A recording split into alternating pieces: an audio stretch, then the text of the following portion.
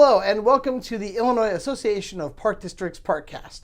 I'm Wayne Utterback, Director of Communications and Digital Content, and today I am joined in person by Carlo van Ulft. He's the Director and Carillonist for the Thomas Rees Memorial Carillon here in the Springfield Park District, and I'm so excited to just talk to you a little bit about the Carillon and what makes it so special. So thank you so much for joining me, Carlo. You're welcome. Glad to be here. Now, can we just start by giving me a little bit of a background about how you got started being involved in the Springfield Park District? Oh, well, I came from my previous position in Centralia, Illinois, actually, where I also played a carillon, one of the larger instruments in the world. And so when this position opened up, I applied for it. And well, ultimately they chose me, so that's how I ended up here. Now the carillon is fascinating to me. I'd never seen one before until I came to Springfield, and people were like, "Oh, you got to go check out the carillon." Mm-hmm. I didn't even know what it was. I just went to the park and went to check it out. How do you get training in a carillon? How does that start? How do you go on that path? Well, for the most part, you have to live close to one. You're not the first one who doesn't know what a carillon is or did not know what a carillon is. It happens to everybody. Actually, I didn't know when I started this really what a carillon was. I knew it had to do something with bells, but that's it. But so most people come to the instrument by living close to it and being familiar with it. And can you just tell me a little bit about the carillon? I know you mentioned bells, but can you kind of describe, just for anybody who has never seen one or heard of one, what it is exactly? Yeah, a carillon, in contrary to what lots of people here in Springfield think, lots of people in Springfield think if they say we go to the carillon, they actually mean we go to Washington Park. But a carillon by itself is a musical instrument consisting of bells, and you have to have at a minimum 23 to be named a carillon. Anything below 23 bells is called a chime. And so here in Springfield we have 67 bells, and they vary in weight between 22 pounds, so flower pot upside down, to 15,000 pounds. It's as big as this room is. Wow. So you can stand in it. Now, there are tons of events going on all the time in Washington Park by the Carillon. And I know you just wrapped up, was it an international festival? Is that what was going on? Can you tell me how the Carillon incorporates into that event? Well, it's actually the International Carillon Festival. Oh, okay. Yes, it is for the Carillon, and it was designed in 1961 by Raymond Keldermans, who was the father of my predecessor here in town, and he started the Carillon Festival as soon as the Carillon was built in 1961. And so we celebrated the 60th festival at the Carillon actually this year. And the Carillon Festival is it's 4 days in a row. Every evening there are 2 Carillon concerts back to back. And this year we had welcoming music by local entities and local bands. And it's a great event. It's a family-oriented event, so people can, lots of people think if they have to come to listen to a musical instrument and to a concert, they think that they have to be quiet and listen to every single note played. The contrary is true. A carillon is an outdoor instrument meant for lots of people and lots of different people. And so we have, last week when we had the festival, you would see people who typically listen to every single note. We have these guests. But on the other side of Washington Park, we also had families throwing frisbee or playing with the kids or having a picnic or something like that. Now, I know one of my favorite events that gets put on there is the Jack-o'-lantern Spectacular. My family loves that event, and if anyone doesn't know what that is, thousands of carved pumpkins all lit up in the middle of the night, and music is playing from the Carillon, like Halloween-themed music, and it's one of the coolest things I've ever experienced. How important is it to be able to customize events that kind of fit holidays or special events and be able to use the Carillon? Well, I cannot take credit myself for the jack-o'-lantern. That was actually designed by former Rees Carillon Society member Brenda Poston. who came up with the idea and who developed it, and now it has grown into an event that is known county-wide actually, and beyond. There are people that come from Peoria even here to just come to the Jack-o'-lantern. It's crucial for a carillon, and then I'm talking as a musician, that you work towards what the event represents. So yes, Jack-o'-lantern Spectacular is Halloween oriented. So yes, there will be Addams Family theme, the theme from Halloween, you name it. That has to be there. That's the same as when it's Christmas or Christmas time or holiday time, whatever you want to call it. There is holiday music. You know, that's the fun part actually of a carillon, that you can play into these significant days of the year. Now, one of the more important things for any park district is embracing the arts and really getting that out in front of people. What do you think the carillon does for the arts in Springfield? Well, the carillon is it's free entertainment actually.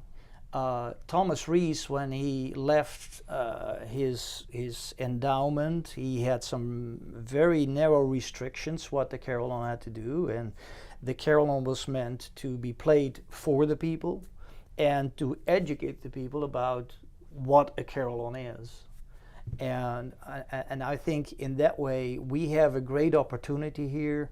Lots of people that hear the carillon involuntarily hear the carillon.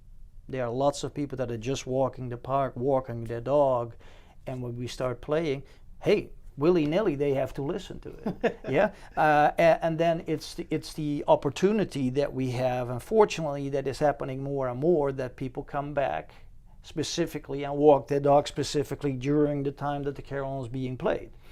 And in doing so, hey, that's bringing culture out to the people and making a connection to the people. I think for park districts, that's one of the most important things, that you make the connection, you show what you do as a park district for the community.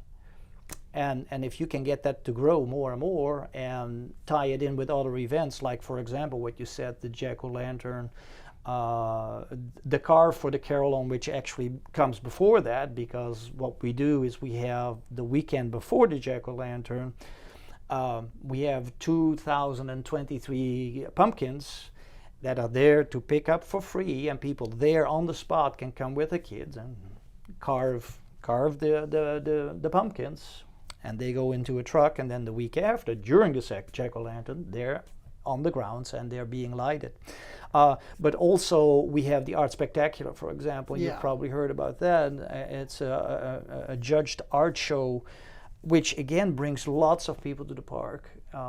And again, but all these events are to raise money for the carillon.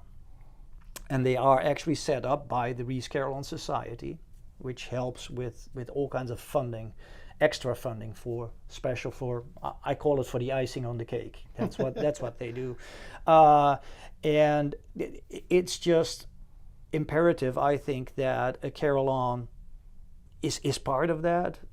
So during the Art Spectacular, it's one of my busiest days of the year, because every half hour the carillon is being played for 6 hours in a row or something like that. I mean, it's hard work. Several of my colleagues would not do it, I can tell you that.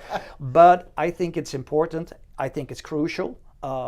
It ties the event to the instrument. And again, it ties the instrument to the community that comes and attends whatever event you have. Now, do you ever have a visiting carillonist come by and perform, or is it strictly just performers from Springfield? Well, the Carillon Festival that we just had, that's where we invite guests from around the world. So Okay. this time around we had one lady from Poland and 3 other guests which came from Florida, and 2 from Pennsylvania, in this case.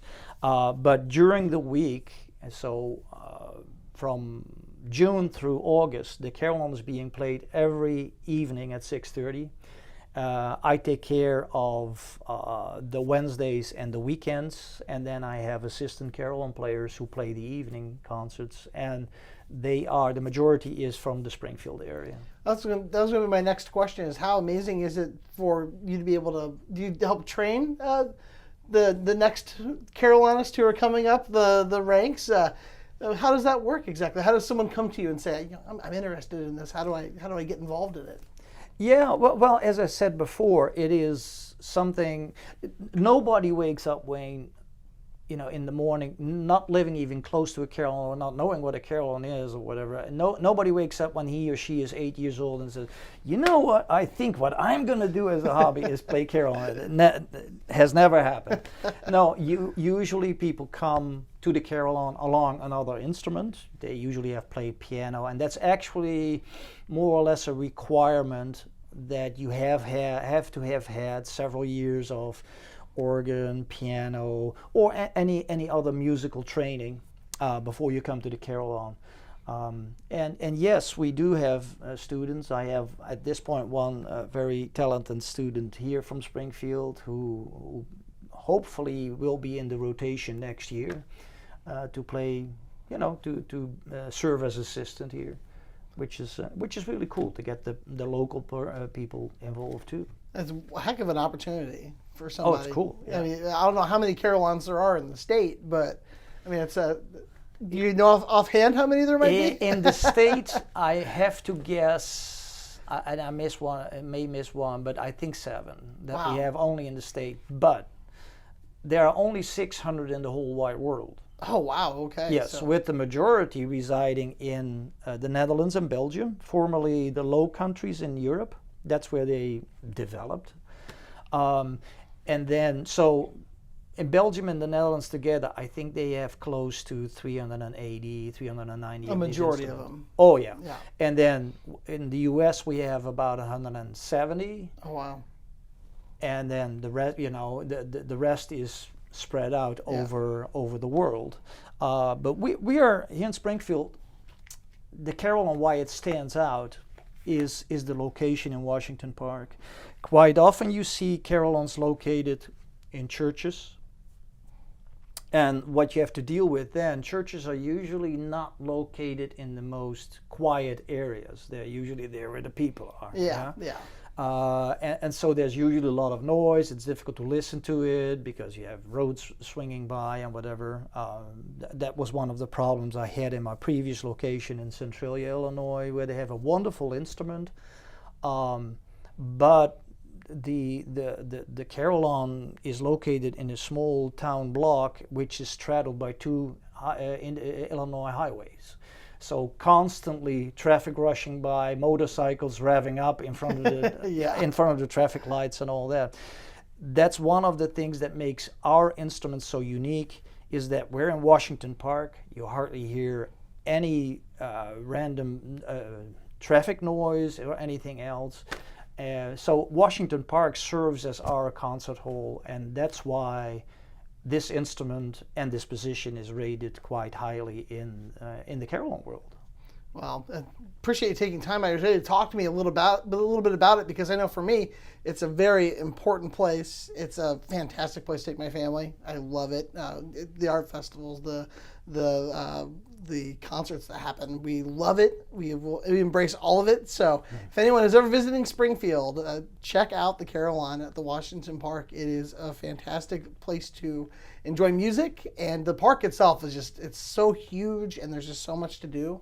It's been fantastic just learning a little bit more about this thing that I love so much about my community. So Thank you so much for taking time out of your day, Carlo. You're welcome. It's my pleasure. Thank you very much. Thank you.